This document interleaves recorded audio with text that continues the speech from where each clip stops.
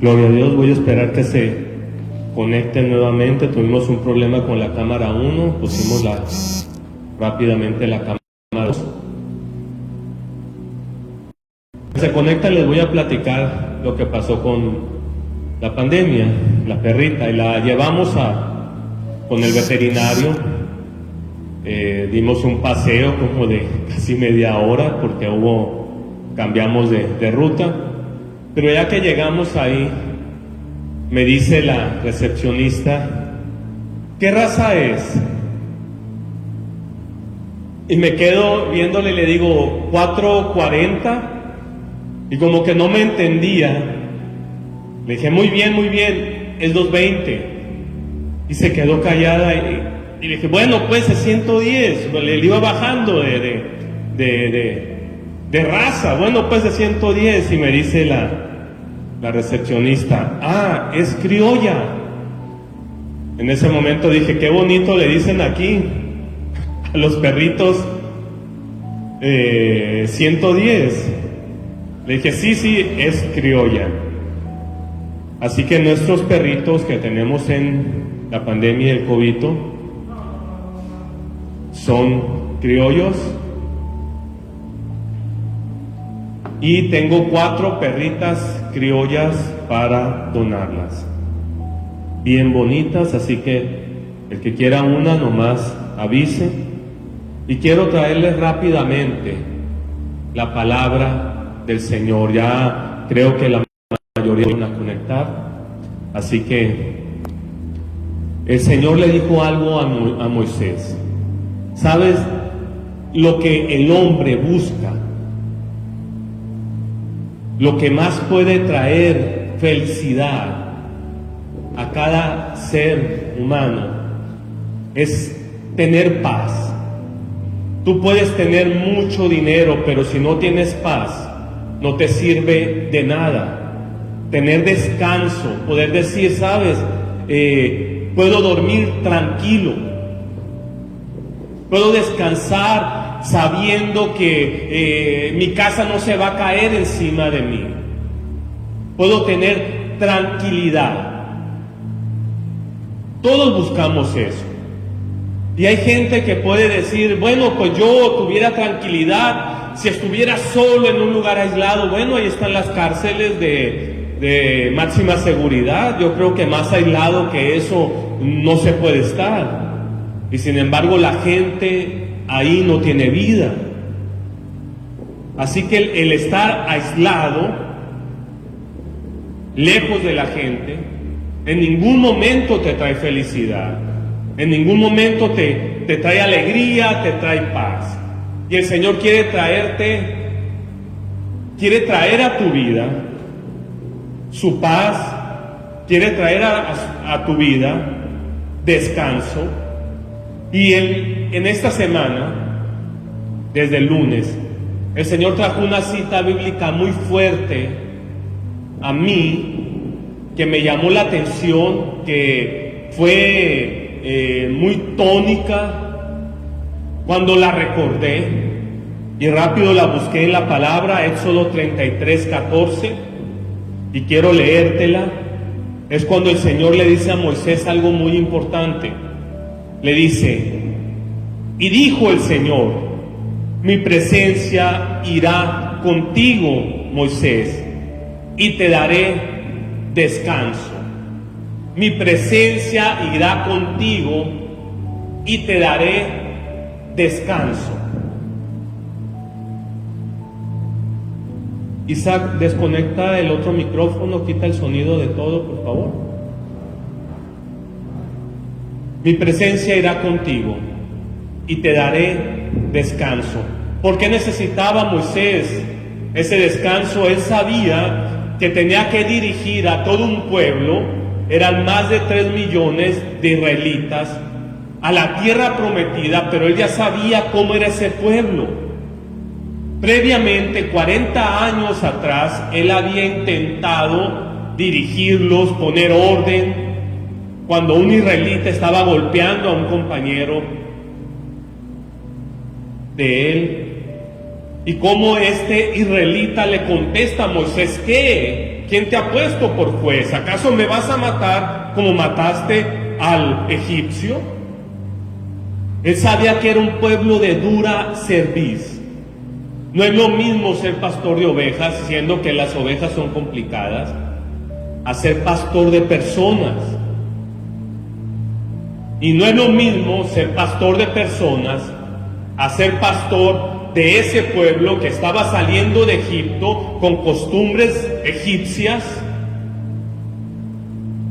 que no tenían una cultura de conciencia, de sentido común, de hacer lo correcto y no hacer lo incorrecto, que se les hacía lo mismo la mano derecha que la izquierda.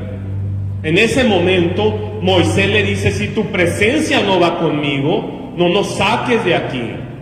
Ya estamos en un lugar, ya los egipcios nos dejaron de buscar, su ejército pereció en el mar. Ya vimos los milagros que hiciste, ya nos trajiste hasta aquí, nos estás alimentando. Yo te pido que si tú no vas conmigo, no nos saques de este lugar. Yo no puedo con este pueblo. Y es donde el Señor le dice algo muy tremendo. ¿Sabes? La presencia de Dios que está contigo sirve para traerte descanso, para traerte paz.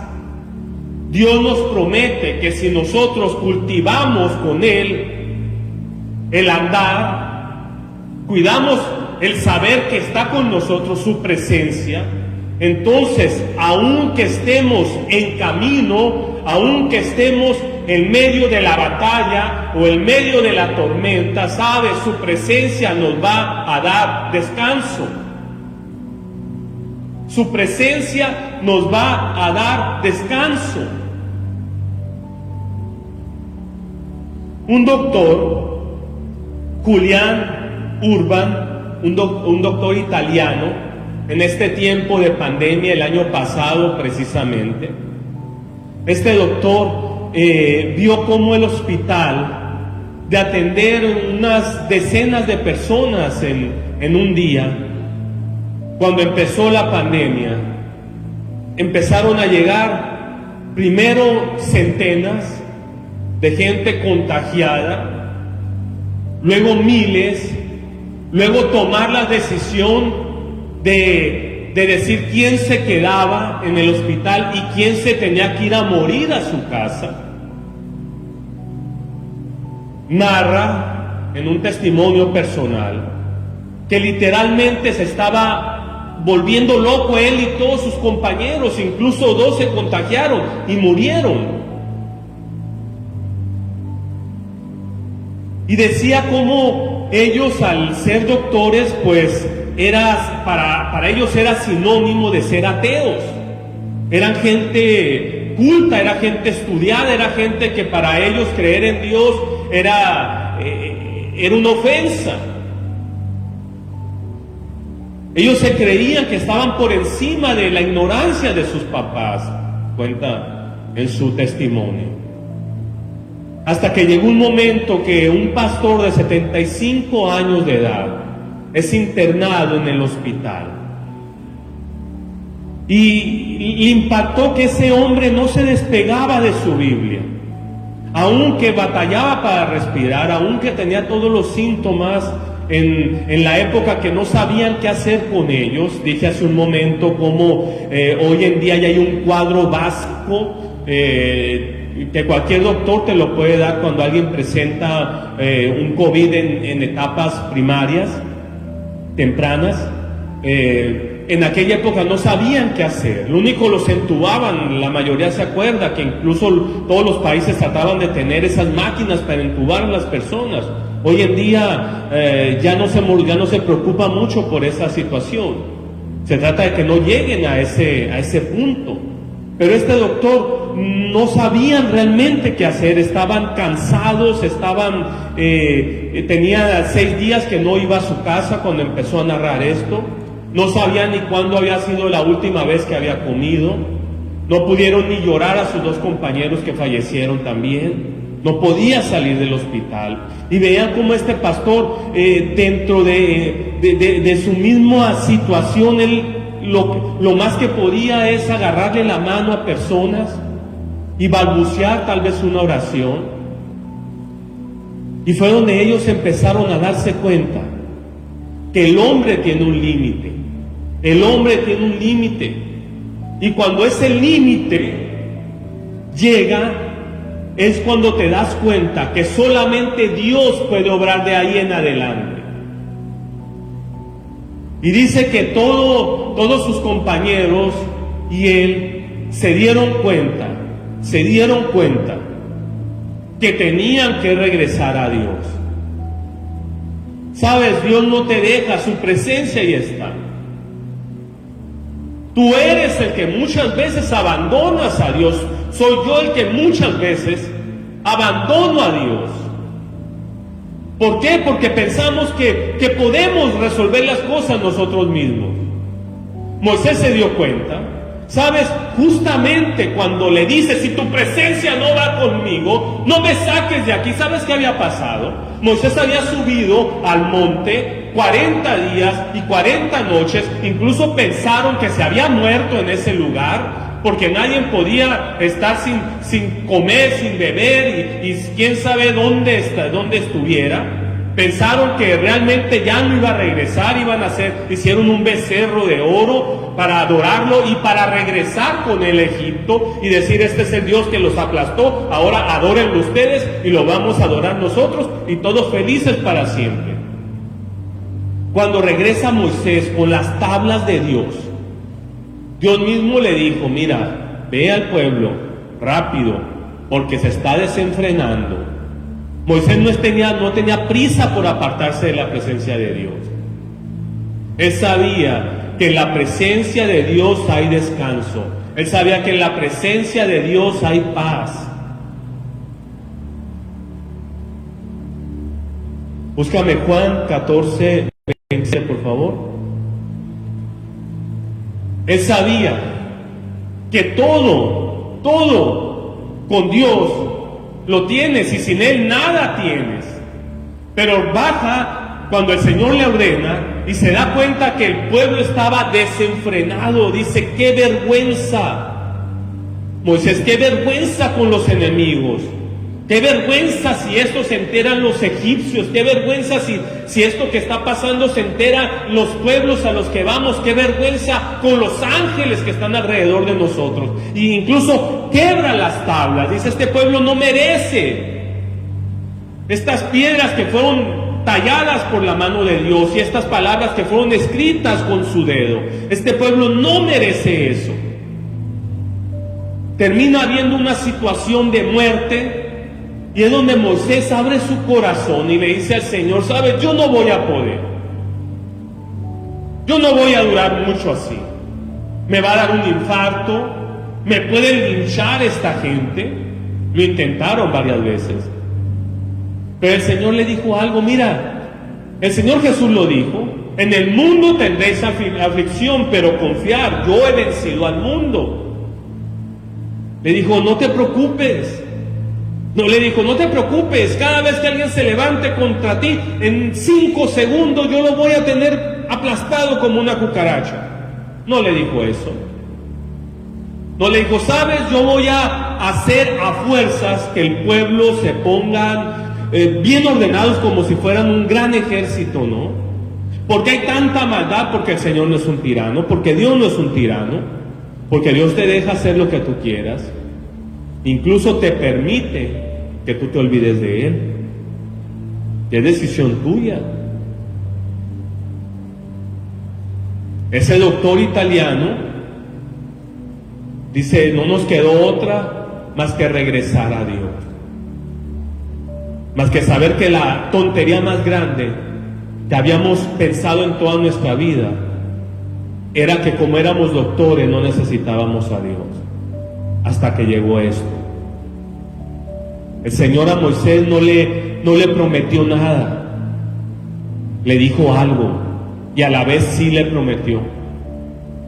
No le prometió que no iba a pasar por situaciones adversas, sino le hizo una gran promesa, que Él iba a estar con él y le iba a dar descanso. Su presencia le iba a dar descanso. El Señor Jesús en Juan 14:27 dijo: la paz os dejo, mi paz os doy, no como el mundo la da, yo os la doy. No se turbe vuestro corazón ni tenga miedo.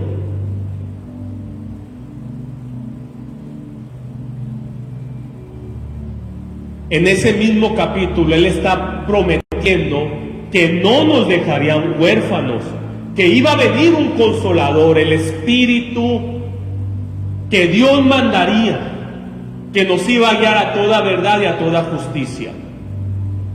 En ese mismo capítulo dijo que los que amamos al Señor Jesús somos uno con Él y uno con Papá. O sea, la presencia de Dios está con nosotros. La presencia de Dios está con nosotros.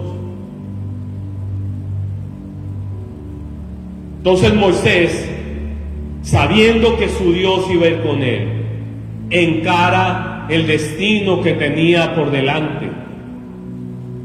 Tú tienes que entender que si Dios está contigo, puedes encarar el destino que tienes por delante.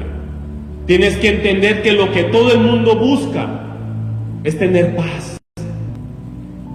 Lo que todo el mundo busca es tener descanso. Sabes que te puedes morir más rápido sin dormir que sin comer.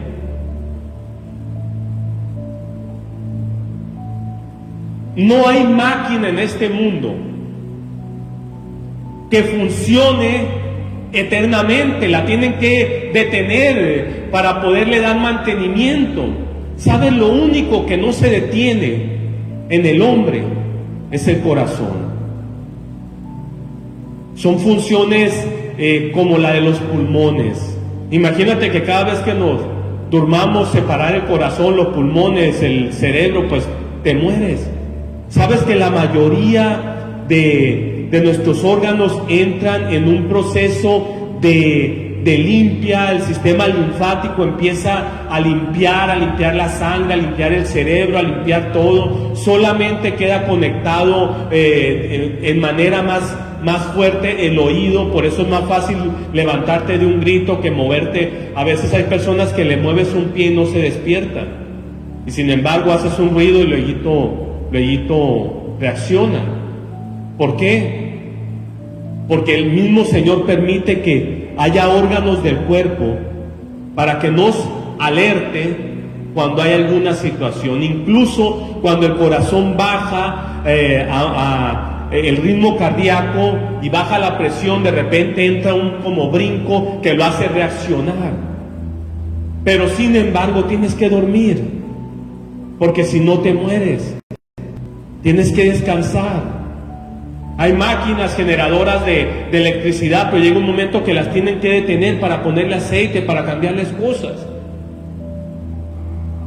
El mayor descanso para el hombre no es solamente dormir. David decía, y en paz, dice, me acostaré y asimismo dormiré, porque solamente tú me haces vivir confiado, decía David. La pastora predicaba el domingo del libro Primera de Reyes, y me llama la atención Elías. Me llama la atención porque era uno de los hombres que junto con el arcángel Gabriel decían: vive Jehová en cuya presencia estoy. El arcángel Gabriel le dijo eso al papá de Juan el Bautista, antes de que naciera Juan el Bautista, Zacarías. Le dijo, le dijo: yo soy Gabriel, que estoy delante de la presencia de Dios, y ahora te digo que no hablarás hasta que todo esto acontezca. Elías también decía: vive Jehová en cuya presencia estoy, decía Elías. ¿Sabes? Por eso Elías tenía calma, por eso Elías tenía descanso, por eso Elías tenía paz, porque él estaba en la presencia de Dios. La pastora comentó de manera general lo que hizo Elías. Incluso yo ni siquiera voy a tocar eso. Yo solamente te voy a decir que la cúspide del ministerio de Elías, cuando logra derrotar a los profetas enemigos de Baal y de Acera, 850 profetas contra él solo, los derrota. Cuando todo Israel se da cuenta de que Dios es Dios y que Baal y Acera no era Dios. En ese momento tan intimidad con Dios, cuando le dijo: Señor, que todo el mundo sepa que soy tu siervo, manda fuego, y el fuego llegó y consumió el holocausto, el agua, todo lo que había de ofrenda. Fue un milagro tremendo.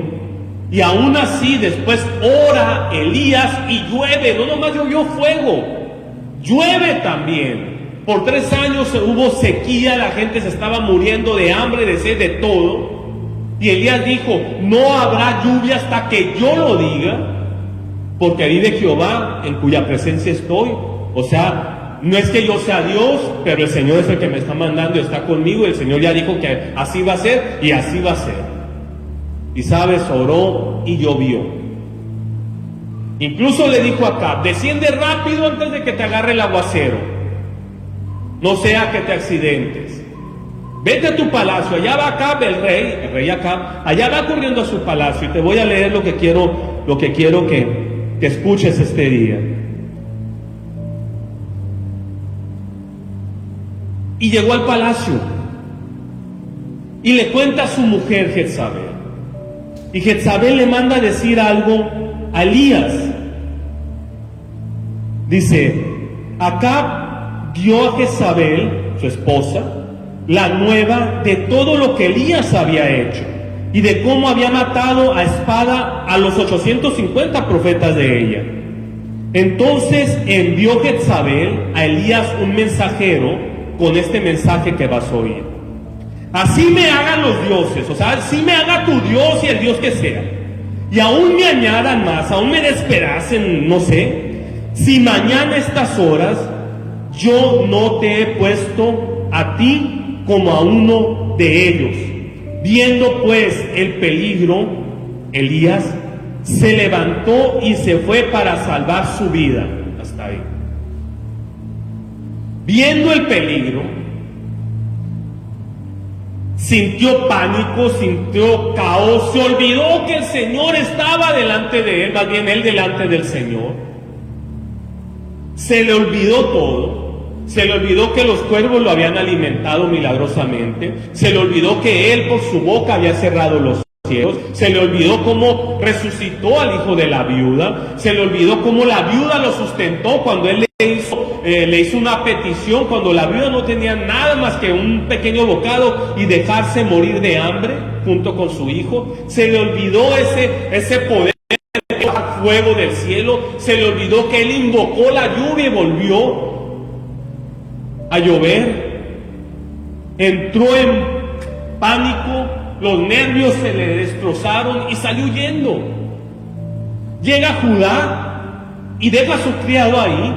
O sea, él estaba en el reino del norte, llega corriendo al reino del sur, deja a su criado ahí. Yo creo que lo deja para que estuviera más seguro, para que no le pasara nada. Y él sale corriendo a otro lugar.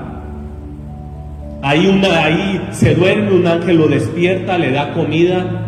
Él se despierta, come una torta, agua y se vuelve a dormir. El ángel lo vuelve a despertar y él vuelve a comer y le dice: largo camino te espera. ¿Qué significa eso? ¿Por qué el ángel lo despertó y le dio de comer? Porque Dios estaba con él todavía. Porque la presencia de Dios no se había apartado de él. Elías se había apartado de Dios, pero Dios no. Corrió desesperadamente y de tanto agitarse quedó dormido debajo de un árbol. ¿Y qué crees? Un ángel lo despertó. ¿Crees que un ángel no hubiera agarrado del cuello a Jezabel? De hecho, tendrías que leer la historia como le fue a Jezabel. No te puedo narrar todo esta noche. Pero el ángel lo despierta: Elías, come. Era para que reaccionara: es que Dios no me ha dejado. Y sin embargo se levanta. Estaba acostumbrado que los cuervos, estaba acostumbrado que las viudas pobres lo mantenían. Ahora un ángel le daba de comer. Para él no era nada extraño. Pero lo extraño sí era que él se había olvidado que Dios estaba con él. Eso sí era lo extraño. Y comió y bebió y se volvió a dormir. Y el ángel lo vuelve a levantar. Y vuelve a comer y vuelve a beber. Y se levanta y corre 40 días con 40 noches, como lo hizo Moisés, con esa comida. ¿Quién sabe qué habrá sido? Ojalá tuviéramos de esa comida en casa, de ese pan y esa agua que te hacen correr 40 días y 40 noches, caminar o correr. Imagínate, según mis cálculos, pudo haber corrido casi 2,000 kilómetros. Perdón, hice cálculos, casi 20,000 kilómetros a cierta velocidad, pero no ocupaba llegar tan lejos. Probablemente fue a paso lento, porque no era tan larga la distancia. Pero una persona corriendo a paso normal sí puede correr, dije 20,000, eran 8,000, perdón. Lo equivalente a ir de aquí a Guadalajara y todavía 100 kilómetros más, ida y vuelta 4 veces.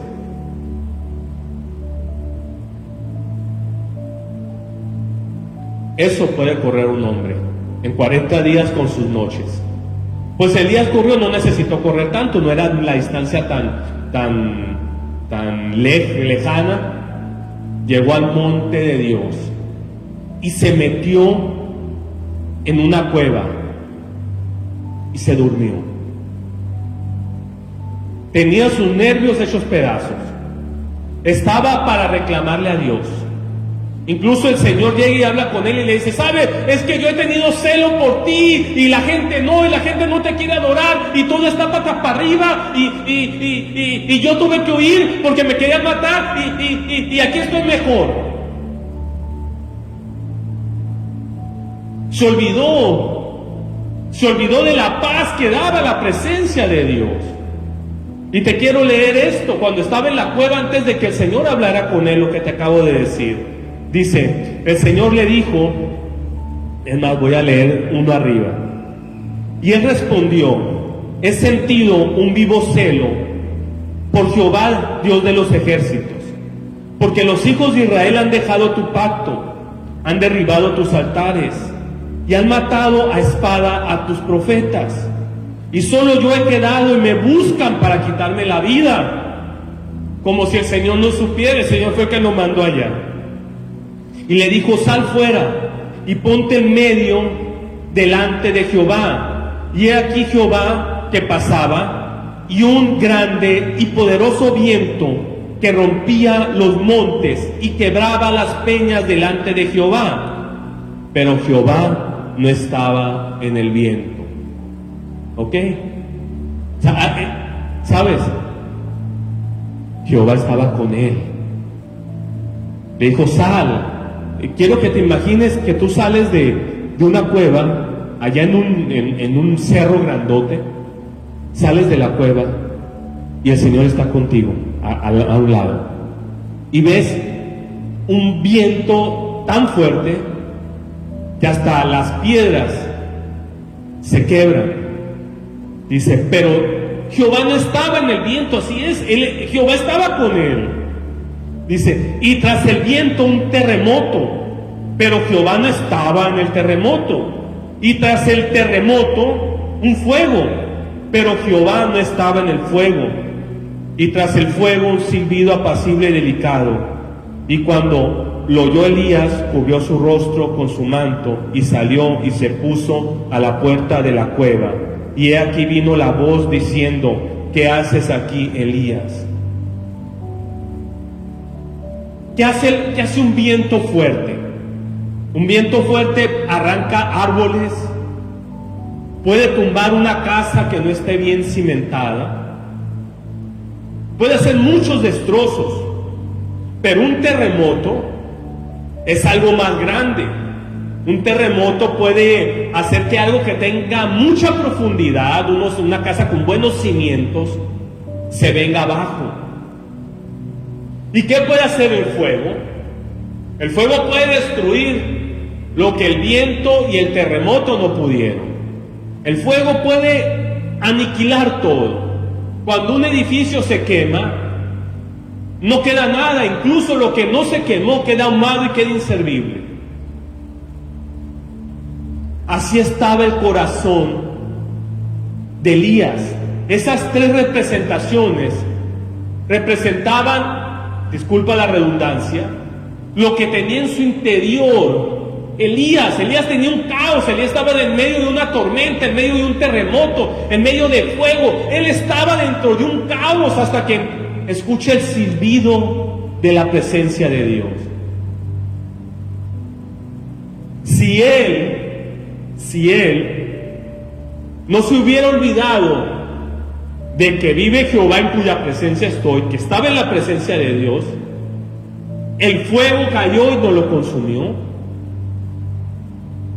Cayó una lluvia torrencial y no se ahogó. Dice que incluso él corrió más rápido que el carro que traía el rey con caballos.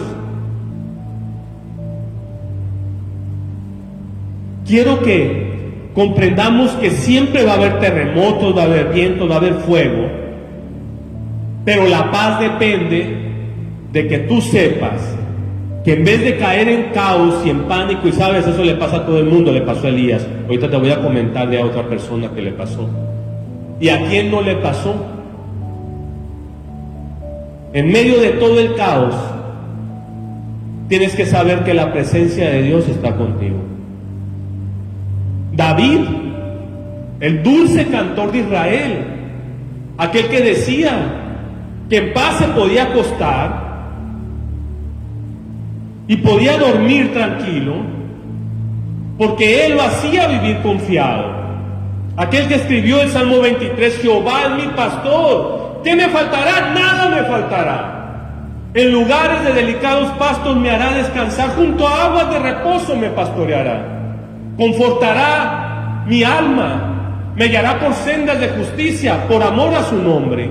Aunque ande en valle de sombra, de muerte, de terremotos, de vientos, de fuego, no temeré mal alguno, porque Él estará conmigo. Su presencia me trae descanso, me trae paz, porque Él estará conmigo. Su vara y su callado, sus armas de pastor, me infunden aliento, porque son para defenderme. Él está listo para defenderme. ¿Cómo no me voy a enfrentar a un gigante? ¿Cómo no voy a hacer proezas? Si soy un abusón, porque Dios está conmigo. Pobre del ingrato que se atreva a confrontarme. Mi Dios está ahí con su vara y su callado, con las armas pastorales. Aderezas mesas delante de mí en presencia de mis angustiadores, en presencia de los envidiosos, tú me bendices. Dice la palabra que no hay nada más fuerte en lo feo, en el sentido feo, que la envidia, que el envidioso. Por eso dice David, aún en presencia de esos envidiosos, tú me llenas de bendición.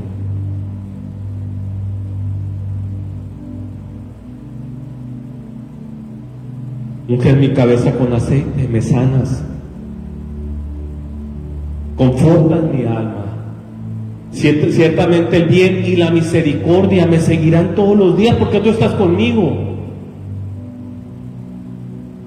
Toda buena dádiva y todo don perfecto desciende de lo alto, del Padre de las luces. Ciertamente el bien y la misericordia me seguirán todos los días de mi vida, y en la casa de Jehová moraré por largos días. Sabes, tú puedes vivir muchos años y parecer que se fueron como vientos, pero puedes vivir días largos, de tal manera que digas tú, qué bonita vida he tenido, porque Dios nunca me dejó. Con todo eso que te estoy platicando, llegó un momento en que David se olvidó que Dios estaba con él.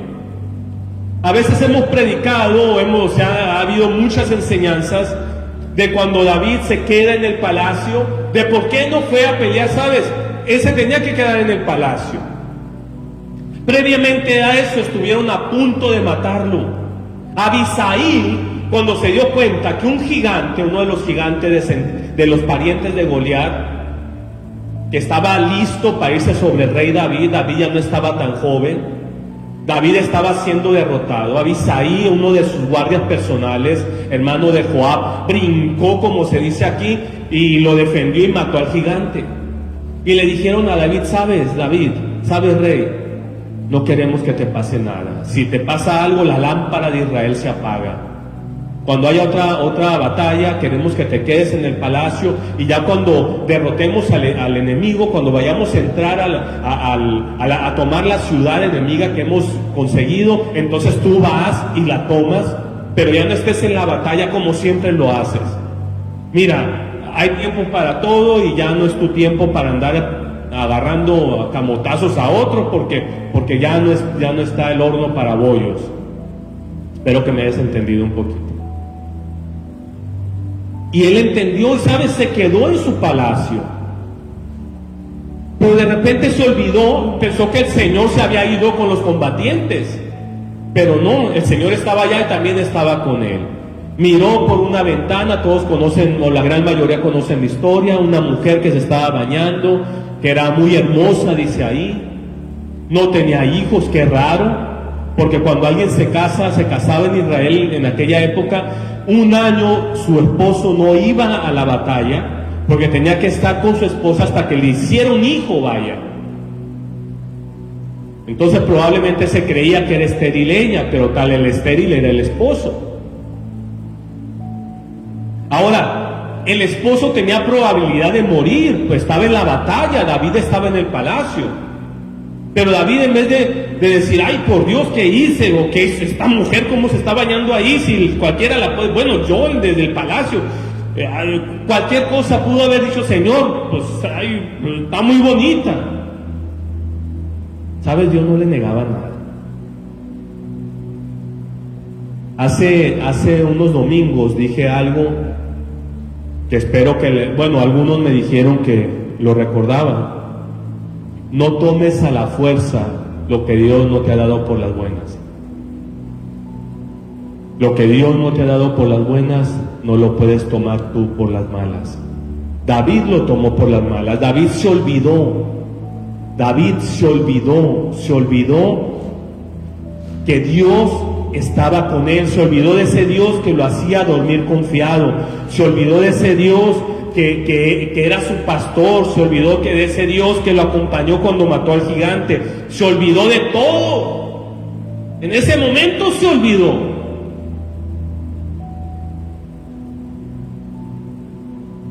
Terminó escribiendo esto, Salmo 32:3, bienaventurado aquel cuya transgresión ha sido perdonada y cubierto su pecado. Bienaventurado el hombre a quien Jehová no culpa de iniquidad y en cuyo espíritu no hay engaño. Mientras callé, envejecieron mis huesos en mi gemir todo el día. ¿Sabes? Él pasó un tiempo donde sus huesos envejecieron prematuramente. Él murió a los 70 años, pero murió como si fuera un anciano de 100 años, así. Se le fue el calor corporal. Oye, mi papá a los 70 años volaba por la carretera. Mi papá murió a los 92. Mi papá de los 70 a los 82 años volaba en la carretera. Ya cuando tuvo 82 años yo ya trabajé. Mi papá me tuvo a los 56 años de él.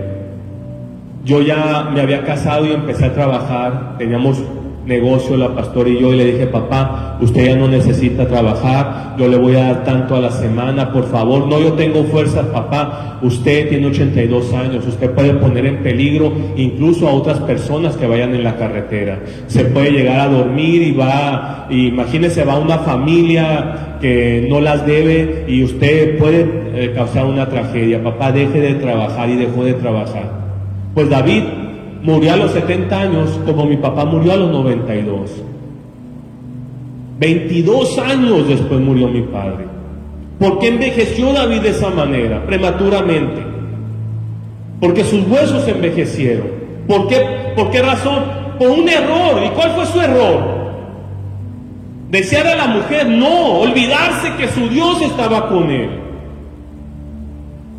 Olvidarse que ese Dios lo defendía delante de los envidiosos, olvidarse de ese Dios que decía que ungía su cabeza para curarlo, olvidarse de ese Dios que hacía que nada le faltara, olvidarse de ese Dios que hacía que 1000 flechas cayeran a su derecha y 10,000 a su izquierda y ninguna lo tocara. Olvidarse de ese Dios que, como le dijo a la hija de Saúl, mi Dios me ha dado todo lo que era de tu padre y de tu hermano.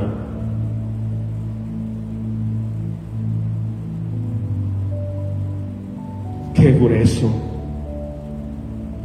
No sé qué estés pasando esta noche. Si alguna enfermedad, alguna crisis económica, alguna crisis emocional, alguna crisis familiar, algún problema que tal vez no se lo puedas decir a nadie, algún pecado que hayas cometido. Decir pecado es decir falta, alguna falta que tú sabes que nadie, ni el pastor la debe de saber, ni nadie, porque se me acaba todo, y eso está envejeciendo tus huesos, está carcomiendo tu alma. David lo dijo: mientras callé, envejecieron mis huesos, porque de día y de noche se agravó sobre mí tu mano. Pero no era la mano del Señor, sino que él mismo estaba alejado de la mano del Señor, y se volvió mi verdor, en sequedad de verano. Mi pecado te declararé, y no encubrí mi maldad. Y dije: confesaré mis transgresiones a Jehová, y tú perdonaste la maldad de mi pecado. Bueno, por algo llegó a los 70 años, porque el Señor es misericordioso. No sé qué estés pasando, pero número 1, hablar con Dios, y número 2, entender que Él está contigo. Dejar que esa paz y dejar que ese descanso entre a ti. ¿Quién? Encontré un personaje, hay varios, pero encontré uno que quiero compartirte para finalizar, que fue José.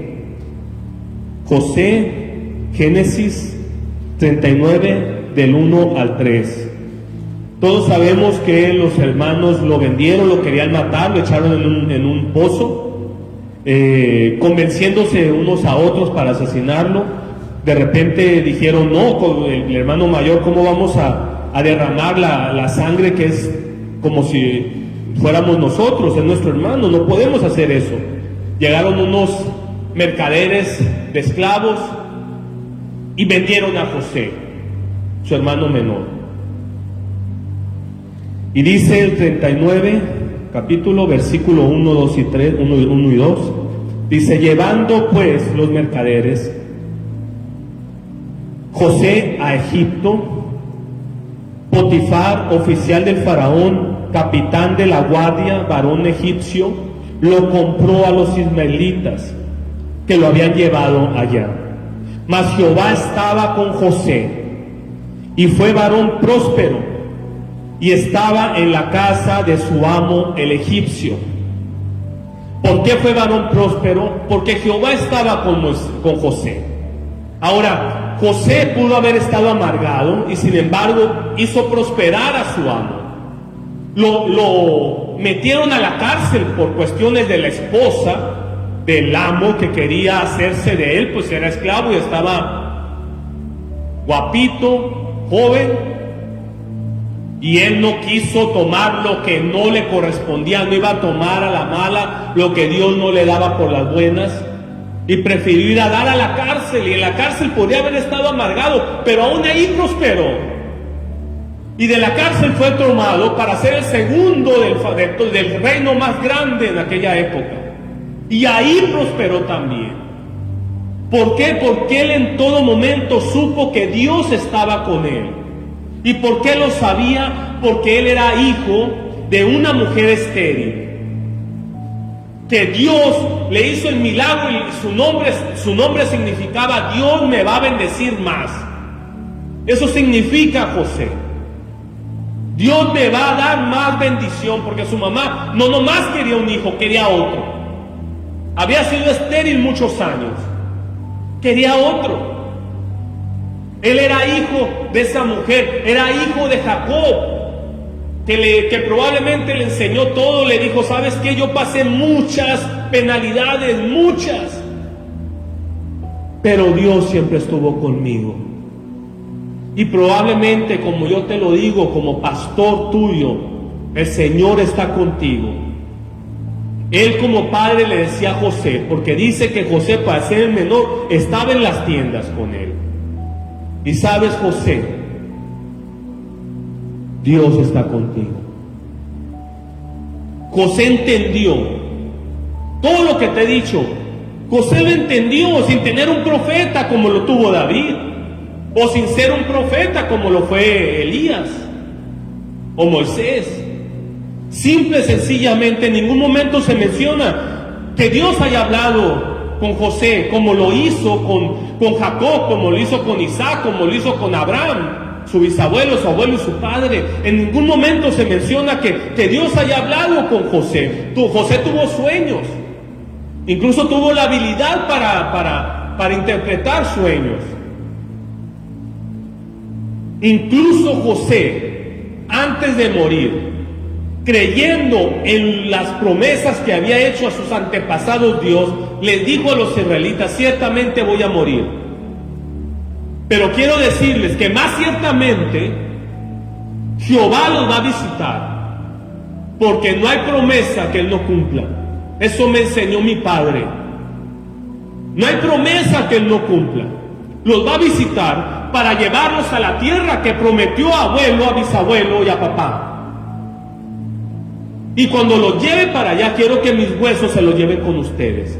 Y si te enterramos de una vez, pues está a 4 días de camino. Te subimos en un carro y vamos y te enterramos allá. No lo van a hacer así. Yo quiero salir en procesión cuando Dios los saque de aquí. Y no dijo porque Dios me lo dijo, no, porque Él sabía que Dios cumple su promesa. No necesitas que el Señor te hable para que sepas que el Señor está contigo. Por esa razón le dijo muy claro a Moisés, mi presencia irá contigo y te dará descanso. Cierra tus ojos. Padre, gracias, Rey, por todo lo que has hecho hasta aquí, porque tu presencia ha estado con nosotros, Señor. Ha estado con nosotros en el terreno, Señor, ha estado con nosotros cuando estamos aquí en vivo, Padre, transmitiendo a través de estas redes, Rey. Ha estado con nosotros en los trabajos, Padre. Yo he visto cómo has prosperado a sembradores de vida, Señor. Hay algunos que se duermen a la 1, 2 de la mañana por el trabajo que tienen, Señor. En exceso incluso, Padre, cuando se supone que debería de ser tiempo de vacas flacas.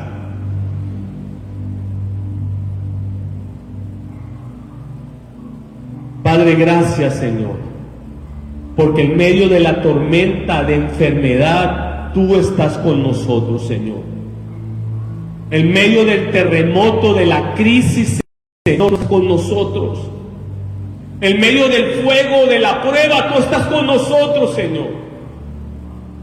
Así que nuestro corazón tiene que estar como un viento apacible, Rey, como un silbido, Padre.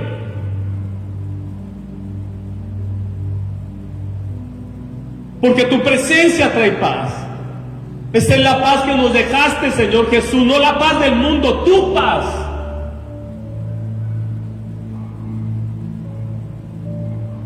Padre, bendigo a Ana Victoria, Rey. Antes de predicar vi como alguien apuntó, Señor, que oraba por esa, no sé, sea niña, sea joven, Padre. Pero me uno a esa petición, Padre. Bendice y sana a Ana Victoria, Rey. Desde Veracruz, Padre, era la petición. Sana a la red. Sana a Horacio Malcampo, Padre.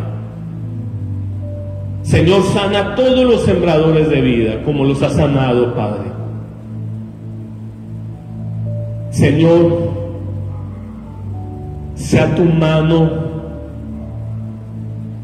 la mejor medicina, Señor. Unge la cabeza, Padre, de todas las sembradoras de vida, Señor, desde la pastora hasta la más nueva, hasta la que está viendo este en vivo, Señor. Tu Padre, unge su cabeza, Señor, de todas y de todos los varones, desde mí hasta el último, Señor.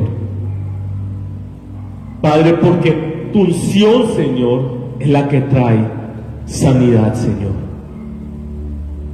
Tu callado y tu vara, Señor, nos libra de todo mal, Señor. Toda brujería, toda hechicería, Señor, se va al hoyo en el nombre poderoso de Jesús, porque se topan con tu vara y tu callado, Señor. Se topan con el pastor de pastores que nos guía aún en el valle de sombra de muerte. Así que yo bendigo a todos los sembradores de vida, con la bendición tuya, Rey. Porque no es mi voz, es tu palabra fluyendo a través de mí, Padre. Trae paz a todos los corazones. Deja que la paz del Señor entre a tu corazón. Deja que toda depresión se vaya. Deja que toda angustia se vaya. Deja que todo dolor se vaya. Deja que todo lo que esté mal se vaya. Y entiende que Dios está contigo. Por motivo de Él es por lo que suceden los milagros en tu vida. No te olvides como lo hizo David, no te olvides en la prueba como lo hizo David, o no te olvides en la angustia como lo hizo Elías. Confía que lo que Él ha prometido, Él lo va a hacer. Bendigo a todos los jóvenes, Padre, a todos, Señor. Afírmalos, Rey, afírmalos. Afirma a sus padres, Señor. Bendigo a los niños, Padre, bendigo a las panderistas, Rey. Yo sé que tendrán un pago glorioso, Señor. Igual los de banderas, Padre, porque tú no te olvidas de nadie. Tú no te olvidas de aquel que te danzó, de aquel que te cantó, de aquel que predicó tu palabra, Señor. Que lo hizo, Padre, queriéndote agradar a ti, no agradándose Él. Porque muchos han predicado agradándose ellos. Muchos han cantado, Señor, agradándose ellos. Muchos han tocado igual, Padre. Pero hay gente que lo hace, Señor, sabiendo, Padre, que tú estás aquí. Y sabiendo que es para ti. Y sabiendo, Señor, que es nuestro culto racional el darte lo mejor a ti, Padre. Gracias, Papito, en el nombre poderoso de Jesús. Amén y amén. Que la gracia del Señor Jesucristo, el amor del Padre y la comunión del Espíritu Santo sea con todos ustedes. Dios los bendiga, los amamos de más y nos vemos el domingo a las 7 en el terreno de Hacienda del Río, o conéctate en el en vivo. Dios te bendiga y pronto estaremos de vuelta.